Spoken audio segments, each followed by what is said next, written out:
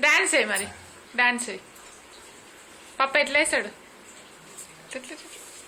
వేస్తాడు అట్లయి అట్లయి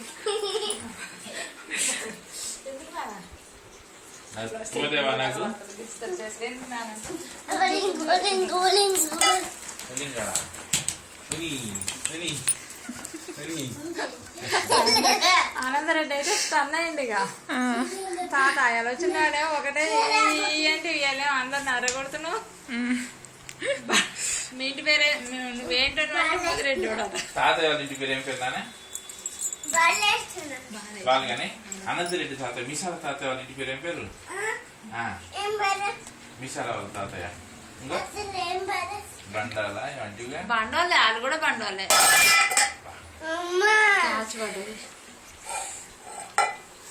వండుకోకు నువ్వు